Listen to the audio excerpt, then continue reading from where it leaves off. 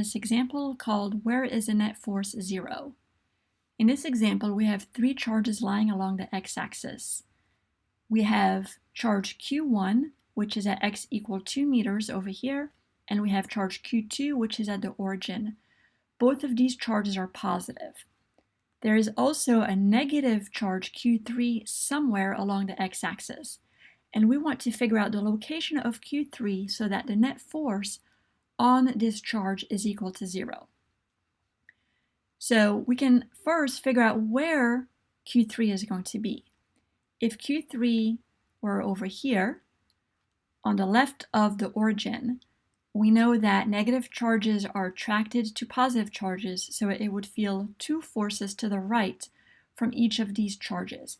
So there's no way that the charge can be to the left of the origin because these two forces cannot cancel out to 0.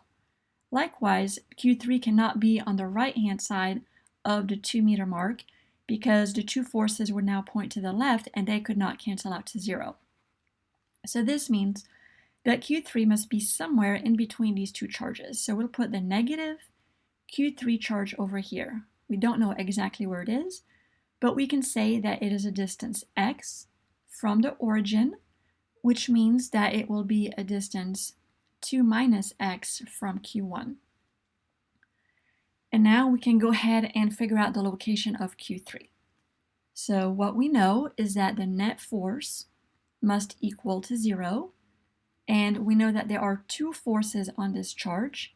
There's going to be a force from Q2 and a force from Q1. So there's going to be a force, we can call it F23, pointing to the left, and a force F13 pointing to the right. Since these forces are in opposite directions, we know that the magnitude of these two forces must be equal. So we don't need to work with vectors anymore. We already know the direction, that the directions will cancel out. We just know that the magnitudes of the two forces must equal.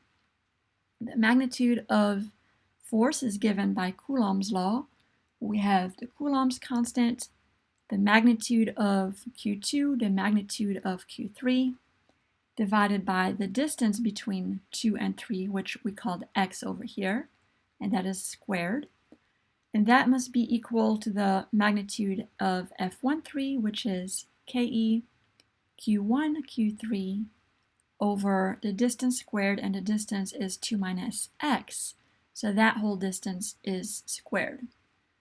So now what we need to do is we need to solve for x. The good thing about this example is that the magnitude of the charge Q3 cancels out. So we didn't even need to know the magnitude of Q3 and we weren't given it, and that's okay. Coulomb's constant also cancels out. So now let's go ahead and cross multiply. We have Q2 times 2 minus x squared is equal to Q1 times x squared. And now we are ready to solve for x. Let's go ahead and distribute the squared, and also let me just divide Q2 to the right-hand side to get rid of Q2. So I got rid of Q2 over here. And let me also go ahead and distribute the square here.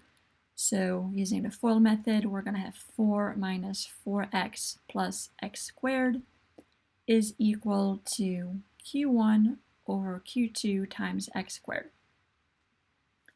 Let's take this over here.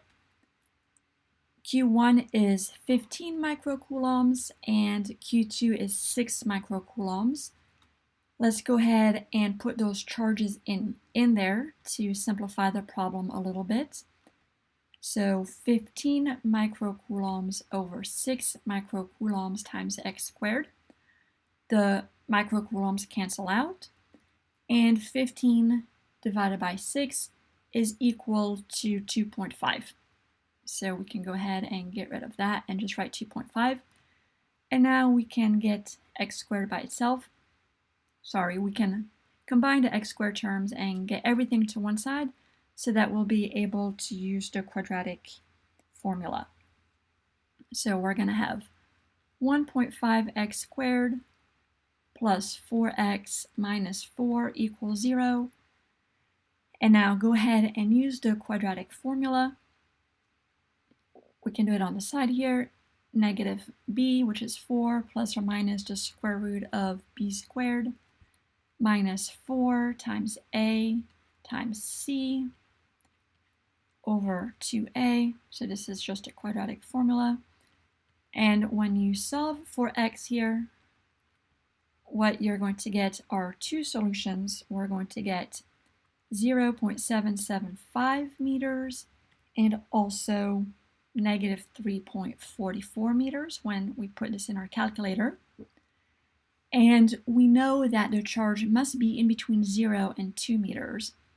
So we know that the final answer for the location of charge 3 is 0.775 meters. The other solution over here, this is just a point where the magnitudes of the two forces will also be equal, but they're going to be in the same direction, so they're not going to cancel out to 0. So this is our final answer, and I hope you enjoyed this video.